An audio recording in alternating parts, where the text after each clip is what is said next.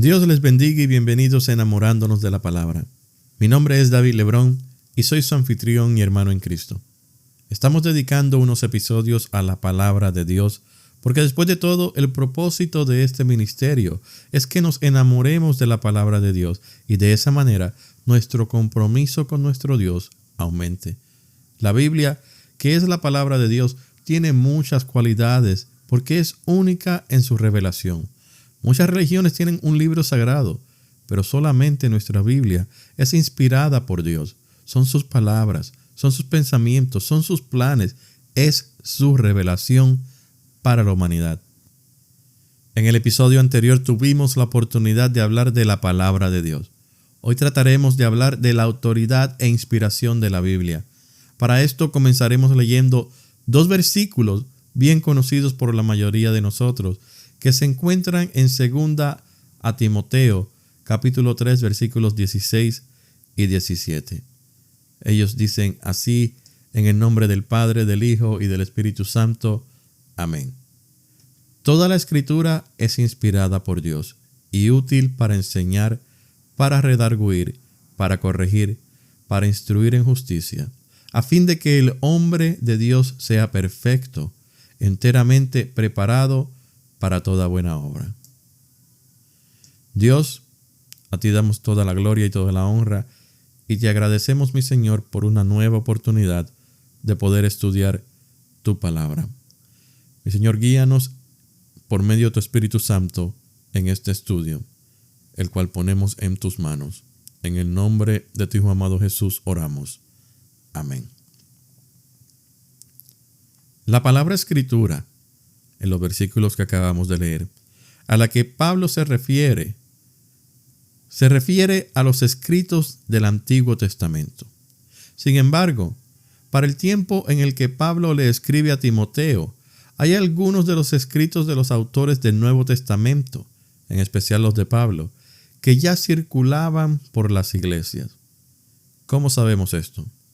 Sabemos esto porque Pedro, en su segunda epístola, capítulo 3, versículos 15 y 16, dice: y tened entendido que la paciencia de nuestro Señor es para salvación, como también nuestro amado hermano Pablo, según la sabiduría que le ha sido dada, os ha escrito casi en todas sus epístolas, hablando en ellas de estas cosas, entre las cuales hay algunas difíciles de entender, las cuales los indoctos e inconstantes tuercen, como también las otras escrituras, para su propia perdición. También lo sabemos porque el mismo Pablo, cuando le escribe a Timoteo en 1 Timoteo, capítulo 5, versículo 18, cita el Evangelio según San Lucas, capítulo 10, versículo 7. Sin embargo, hoy en día, cuando nos referimos a la Escritura, estamos hablando de los escritos autorizados del Antiguo Testamento y del Nuevo Testamento, es decir, estamos hablando de la Biblia. Es esta palabra que Pablo les ordena y exhorta tanto a Tito como a Timoteo, que la prediquen con autoridad a tiempo y fuera de tiempo. Pero, ¿qué autoridad tiene la palabra? Para esto, y espero que les guste un poco de historia, tenemos que hablar de la Reforma Protestante. La Reforma Protestante fue un movimiento religioso, cultural y social que tuvo lugar en Europa en el siglo XVI. Fue iniciado en Alemania por el sacerdote, monje y teólogo alemán Martín Lutero.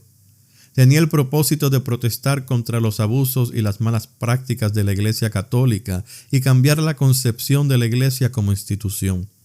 Las consecuencias de la Reforma fueron que causó la separación de la Iglesia romana y la Iglesia evangélica, dando así nacimiento a un número de iglesias y corrientes religiosas agrupadas bajo el nombre de protestantismo. Una de las doctrinas esenciales de la Reforma Protestante es la sola Scriptura, que significa solo la Escritura. Esta doctrina establece que la Biblia es la única autoridad para todos los aspectos de la fe y la práctica. La autoridad de la Biblia es un tema importante dada la crisis de autoridad en medio de la cual vivimos. La década de los 1960 vio muchos movimientos que se resumían con frases.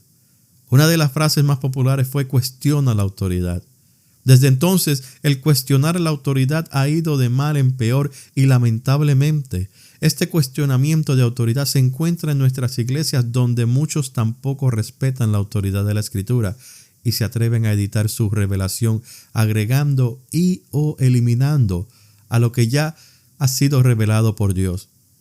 En la época de Martín Lutero había un respeto por la autoridad, pero se pensaba que la autoridad máxima radicaba en la iglesia de Roma. Y sin embargo, Lutero, que había estudiado para ser abogado, decidió estudiar la Biblia con la mentalidad de abogado, como si fuera un libro de leyes, y se dio cuenta de que la autoridad máxima no estaba en la iglesia, sino en la palabra de Dios. Dios estableció otras autoridades. Por ejemplo, en Romanos 13, 1 al 5 leemos acerca de la autoridad de los gobiernos. En Efesios 6:1 leemos acerca de la autoridad de los padres. Y en Hebreos 13:17 leemos acerca de la autoridad de los pastores. Pero todas estas figuras de autoridad están sujetas a la autoridad de la palabra de Dios.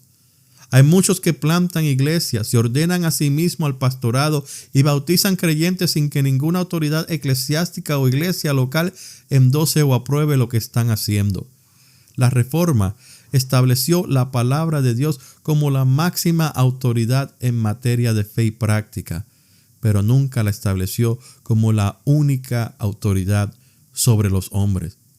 Lutero y los otros reformadores creían en el poder y la autoridad de la palabra de Dios. En aquel tiempo, la iglesia romana entendía que solo su magisterio tenía la autoridad de interpretar la Escritura, lo cual es contrario a lo revelado en la palabra. Por ejemplo, Lucas en el libro de los Hechos nos cuenta que los creyentes de Berea eran más nobles que los de Tesalónica. ¿Por qué?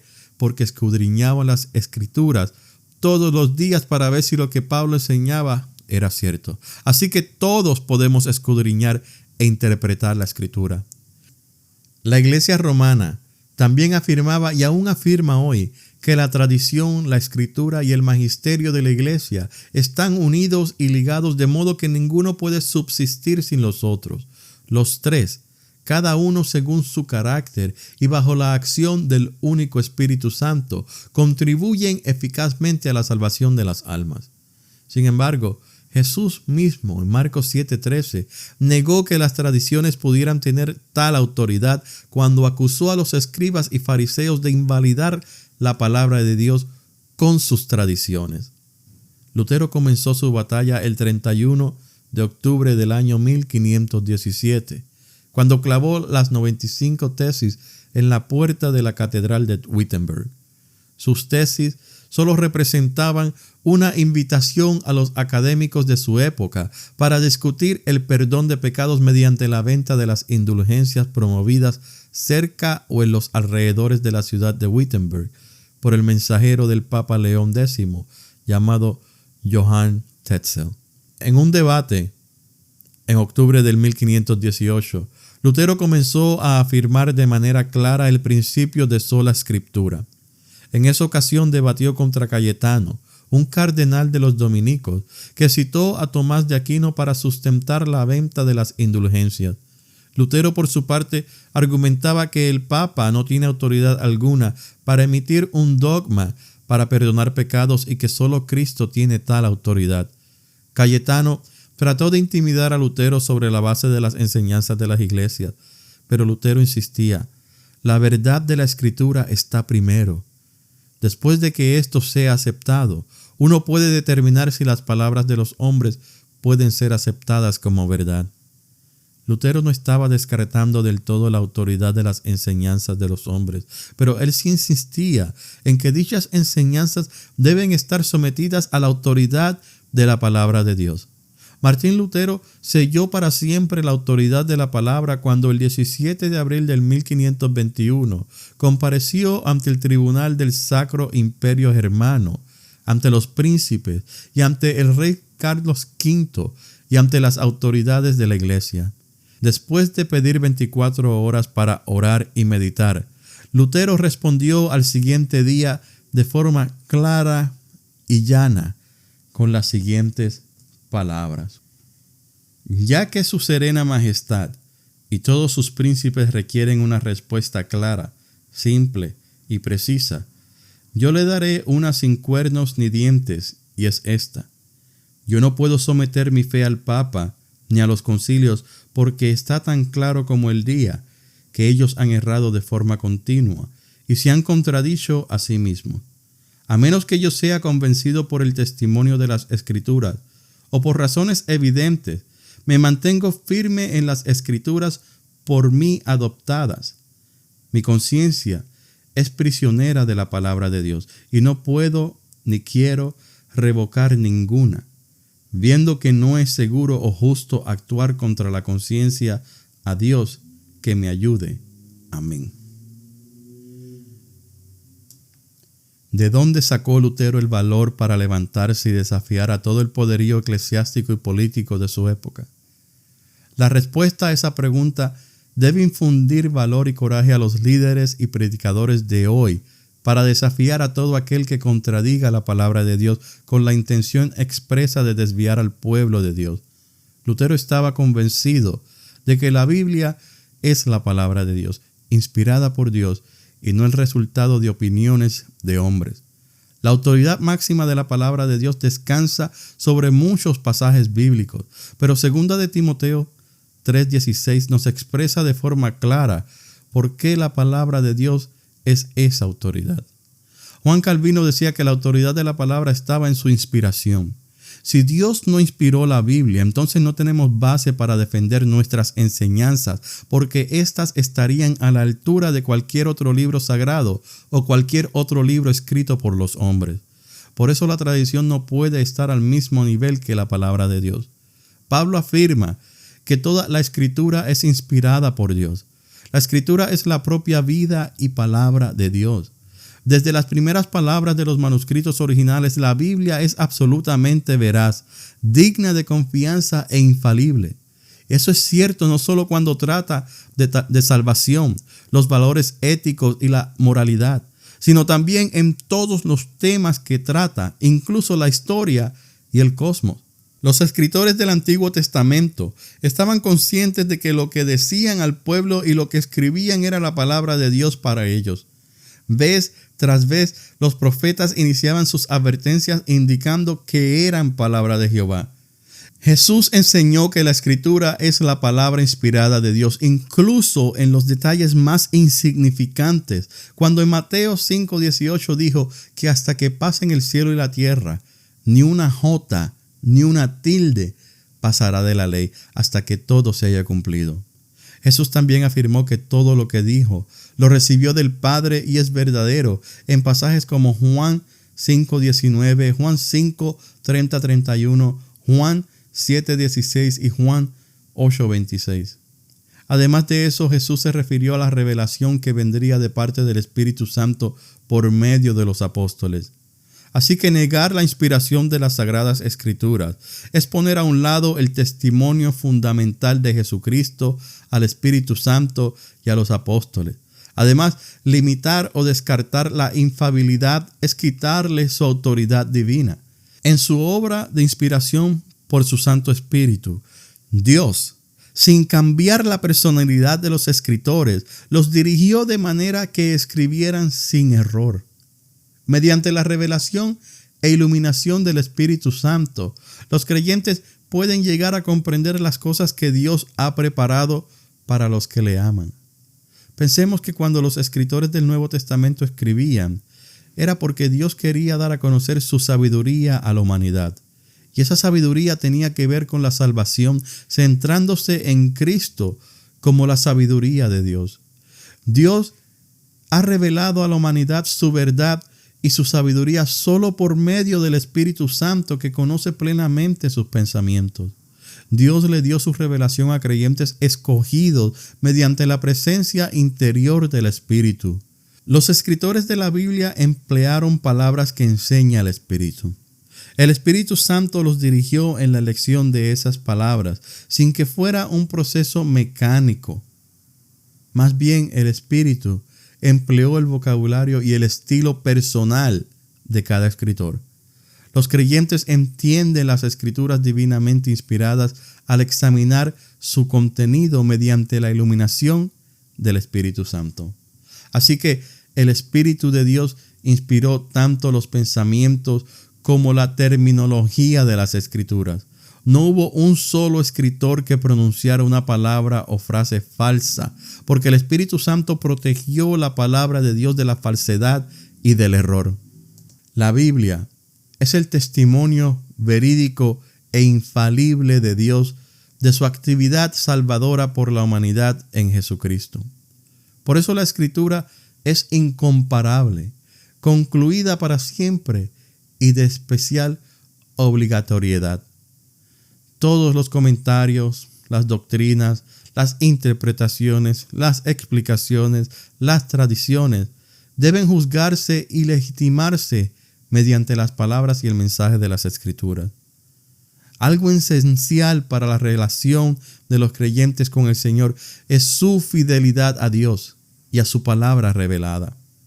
Hay veces que Dios prueba a los creyentes al permitir que se levanten entre su pueblo los que afirman que hablan en el nombre de Dios y quienes proporcionan señal o prodigio. Tales personas pudieran hablar bajo gran unción, profetizar el futuro correctamente y aún realizar milagros, señales y prodigios, pero sin embargo, pudieran predicar un evangelio que es contrario a la revelación bíblica, añadiéndole o quitándole a la palabra de Dios. Pasajes como Mateo 5, versículos 17 al 19, Juan 14, 21, Segunda Timoteo, capítulo 3, 15, 16 y Segunda de Pedro, capítulo 1, versículo 3, nos enseñan que la palabra se debe recibir, creer y obedecer como la autoridad última en todas las cosas relacionadas con la vida y la piedad. La palabra debe usarse en la iglesia como la autoridad definitiva en todos los asuntos para enseñar, redarguir, corregir e instruir en justicia. Y nadie puede someterse al señorío de Cristo sin someterse a Dios y a su palabra como la máxima autoridad. Todos los miembros de la iglesia que consideran las Escrituras como la única verdad de Dios para un mundo perdido y agonizante, deben amar las Escrituras, deben atesorar las Escrituras y deben proteger las Escrituras, manteniéndose fiel a sus enseñanzas, proclamando un mensaje salvador, confiándola a personas dignas de confianza y defendiéndola de todos los que desfiguran o destruyen sus verdades eternas. Por último, se debe observar que la inspiración infalible se aplica solo a la escritura original de los libros bíblicos. Por eso, cuando se encuentre en las escrituras algo que parezca erróneo, en vez de suponer que el escritor cometió un error, considere las siguientes posibilidades al respecto. Quizás las copias que existen del manuscrito original tal vez no sean del todo precisas. O quizás la traducción actual de los textos bíblicos hebreos o griegos pudiera ser defectuosa. O quizás la comprensión o interpretación del texto bíblico pudiera ser deficiente o incorrecta. La palabra de Dios no tiene errores. La palabra de Dios no se contradice. La palabra de Dios es perfecta, es autoritaria y es la verdad que santifica. Dios Todopoderoso, a ti damos toda la gloria y a ti damos toda la honra, porque sabemos, mi Señor, que tus palabras son la verdad. Gracias, mi Señor, por ese regalo tan bello que es la Biblia. Gracias, mi Señor, por inspirar a hombres a escribir y dejar este registro para nosotros, generaciones y generaciones distanciadas de ellos. Señor, bendice a cada uno de los oyentes de Enamorándonos de la Palabra. Ayúdanos, mi Señor, a perseverar en la fe. Ayúdanos, mi Señor, a escudriñar todos los días tus escrituras, para que todos los días escuchen tu voz por medio de ellas. Esto, mi Señor, te lo pedimos en el nombre de tu Hijo amado Jesús. Amén. Gracias por escuchar Enamorándonos de la Palabra. Que Dios les bendiga.